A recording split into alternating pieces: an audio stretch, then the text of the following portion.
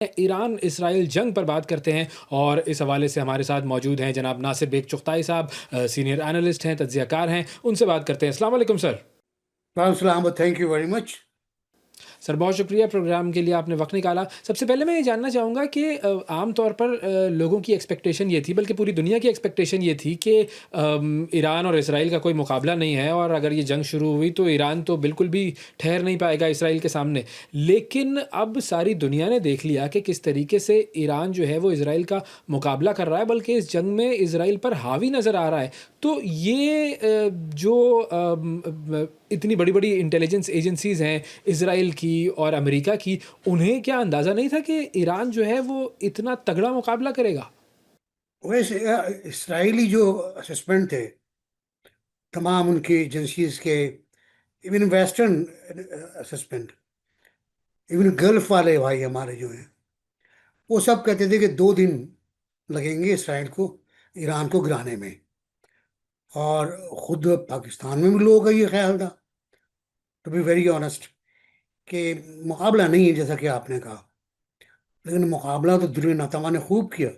7वां दिन है और 7वें दिन उन्होंने सजील के नाम से जो मिसाइल इस्तेमाल किया है, उसका तमाशा देखा गया तल अवीव के आसमानों पर, कि उसने किस तरह डॉज दिया है एंटी मिसाइल रॉकेट्स को और सिस्टम को।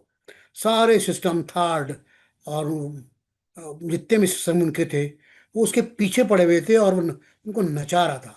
नहीं, अजीबो गरीब रॉकेट था वो। और जाकर गिरा वो रदगमान के इलाके में, जो बड़ा obviously very important area in Tel Aviv, as far as sensitive installations, hospital and others are concerned. देख रहा था इसराइली प्राइम मिनिस्टर को बहुत गुस्से में, कि तुमने अस्पताल पे अटैक किया है, हम तुमसे इंतकाम लेंगे। तो वैसे भाई, 94% हॉस्पिटल्स जो गजा में हैं, वो जानबूझ के तबाह किए गए हैं। उनका इंतकाम कौन लेगा? सवाल ये है। देखिए, इसराइल में पहली बार ईरान ने खौफ फैलाया है। और जैसे भी हो, बहुत अय्याशी वाले उनकी पनाहगाहें हैं, रेलवे स्टेशन हैं ये, वो उसमें जाते हैं, जाके सो जाते हैं। लेकिन खौफ बहुत ज़्यादा है। और वो खौफ ऐसा है कि जो गजा वालों ने भी महसूस किया था एक ज़माने में। तो इवन अफसोस होता है, दुख होता है, सोचता हूँ कि अफसोस करूँ, नहीं कर पाता, क्योंकि मेरे सामने बहुत सी लाशें पड़ी हैं बच्चों की। 50,000 60,000 लाशें पड़ी हुई हैं। पूरा गजा ताराश पड़ा हुआ है। क्या कर सकता हूँ? अच्छा, ईरान पर तो बहुत ज़्यादा सैंक्शंस लगी हुई हैं, तो इतनी सैंक्शंस के बावजूद किस तरह से उसने ये सिजील जैसे मिसाइल डेवलप कर लिए? सर, मैं बहुत बहुत छोटा था, शायद प्राइमरी स्कूल में था, जब इत्तेफाक से मेरे भाई मुझे एक तकरीब में ले गए जो मज़ार क़ायद के सामने मेट्रोपोलिटन क्लब में थी। वहाँ एक कमरे में 25-30 लोग बैठे थे और जोश पलियाबादी साहब वहाँ पर मेहमान थे, अकेले मेहमान थे, और लोग उनको सुन रहे थे। तो उन्होंने मुझे कहा देखकर कि मियाँ तुम क्यों आए हो? मैंने कहा जी मैं आपको सुनने आया हूँ। क्या समझोगे? मैंने कुछ भी नहीं, एक सवाल है आपसे, कैसी शायरी पाबंदियों में कैसे होती है? तो उनका जवाब था, ऐसी शायरी पाबंदियों ही में होती है। तो वो आसमां से इतना शर्मा के है जमी, दुल्हन की तरह तुझको सजाते रहेंगे हम। आती रहेंगी जितनी हवादिस की आंधियां, अपने दियों पे उनको नचाते रहेंगे हम। ये मेरे बचपन का शेर है, मुझे आज तक याद है। ईरान ने वही किया है कि तमाम हवादिस को, तमाम पाबंदियों को अपनी दियों पे नचाया है, अपने मिसाइल बनाए। सर, रिवर्स इंजीनियरिंग का इससे बड़ा कारनामा कोई और नहीं। कि आप कोई मिसाइल लें, उसका खोखा लें, उसके पुर्जे अलग अलग करें, रीअसेंबल करें और अपनी ज़रूरियात के मुताबिक मिसाइल तैयार करें। यस शुमाली Korea, yes China, yes Russia, इनकी टेक्नोलॉजी वगैरह आई होगी, लेकिन काम उन्होंने खुद किया है। और मेरे ख्याल ठीक ठाक काम किया है। सजील की जो आम मिसाइल की मार वैसा 25 मिनट्स है टू रीच तल अवीव। इस दौरान सायरन बजते हैं, लोग आराम से निकलते हैं घरों से और पनागांव में पहुंच जाते हैं। सिचिल की मार ड्यूरेशन 7 मिनट्स है, 7 मिनट फ्रॉम एन एरिया।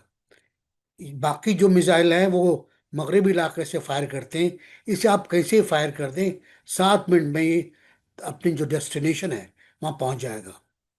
तो ये सूरत हाल आज की जो है, जो नई सूरत हाल है, वो ये है।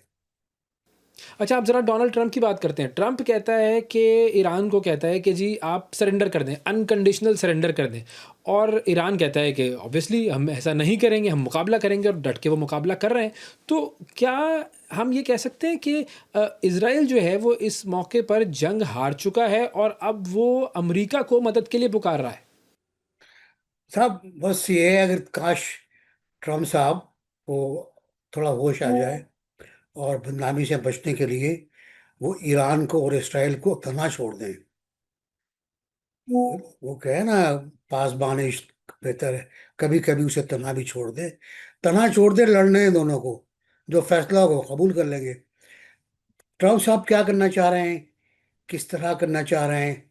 और फील्ड मार्शल से मुलाकात से पहले वो कह रहे थे बस फैसला हो गया, ईरान को तौबा कर देंगे, ईरान सरेंडर, जस्ट सरेंडर, दो अल्फाज थे।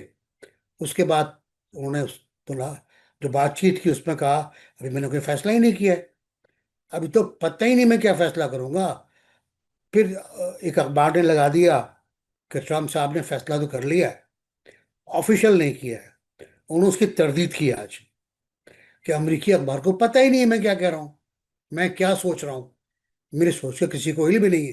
तो कलाबाजियों पे कलाबाजियां हैं।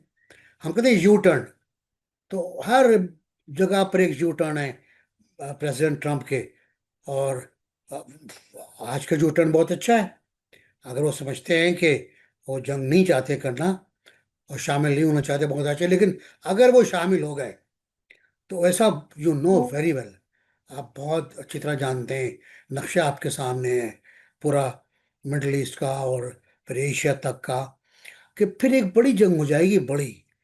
और अब पहले ही कह चुका है ईरान कि अगर अमेरिका शामिल होता है तो वहाँ अपनी टेक्निक तब्दील करेंगे, उसको भी जवाब देंगे।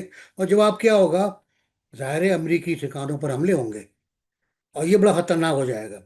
इसका मतलब है कि खलीज के ममालिक भी इस पर इन्वॉल्व हो जाएंगे, क्योंकि वहां पर अड्डे हैं, इन जहाँ जहाँ अड्डे उन पर अटैक किया जाएगा। हौसीज है यमन के, वो एक्टिव हो जाएंगे, अभी तक अब भी एक्टिव हैं। और मुझे यकीन है कि हिजबुल्ला भी कहीं ना कहीं बैठी हुई है इसी इंतजार में। देखते हैं क्या होता है, लेकिन बुरा होगा अगर अमेरिका शामिल हो गया। और शायद यही पाकिस्तान कह रहा है बार बार कि इसराइली पागलपन खत्म किया जाए। क्या बयान है पाकिस्तान का कि इसराइली पागलपन खत्म किया जाए। ये पागलपन चलता रहा तो मुझे लगता है कि कुछ जेनेटिक मसला है, कुछ हिटलर से ताल्लुकात वगैरह हैं, शिजरा मिलता है शायद। तो जितना जुल्म करते हैं उतना खुश होते हैं ये लोग। मैंने वो कह कह लगाते हुए तस्वीरें देखी हैं, वीडियोस देखी हैं, जब हम अटैक होता था गजा पे और बच्चे भूखे तड़पते रहते थे, तो ये लोग कह कह लगाते थे। तो देखें क्या होता है, लास्ट हो रहा किसका होता है। अच्छा, ट्रंप का कुछ समझ में नहीं आ रहा। कभी वो कहता है कि हाँ, हम इस जंग में शामिल हो जाएँगे, कभी कहता है कि हम इस जंग में शामिल नहीं होंगे, कभी कह रहा है कि मैं सोच रहा हूँ। मतलब वो कुछ कन्फ्यूज़ नज़र आ रहा है। और अभी भी जो ताज़ा लेटेस्ट जो बयान है, वो ये है कि अब हम 2 हफ़्ते के अंदर ये फ़ैसला करेंगे कि हमें इस जंग में शामिल होना है या नहीं होना है। तो ये मतलब ट्रंप क्या वाक़ई कुछ कन्फ्यूज़्ड है या वो ब्लफ़ कर रहा है? मेरे ब्लफ कर रहा है ट्रम्प। कंफ्यूज नहीं है, क्लेवर बंदा है बहुत, इसलिए दूसरी बार मुंतखब होकर आया है। लेकिन फंडामेंटली नेशनलिस्ट है, फंडामेंटली जायनिस्ट का हामी है। मैं ज्यूज नहीं कहूँगा, आई रेस्पेक्ट ज्यूज, मेरे बहुत से दोस्त हैं। जायनिस्ट का हामी है। और बेटी का भी ताल्लुक अब जाहिर है एक उसी खानदान से है। तो बहुत क्लेवर हैं, बहुत देख रहे हैं, सोच रहे हैं। लेकिन उनकी राह में दो तीन बातें हैं। उनका एक, ये कहना कि वो जंग नहीं करेंगे, मंशूर में कहा था उन्होंने अपने। और उसके बाद वो इससे अगर इनराफ करते हैं तो अमरीकी राय आम बहुत खिलाफ हो जाएगी। अब भी रिपब्लिकन पार्टी में, कांग्रेस में, उनके जो अरकान हैं वो चिल्ला रहे हैं कि इसराइल को अकेला छोड़ दो भाई, हम हमारे हमारे फौजी बनने के लिए नहीं है, we don't need body bags now.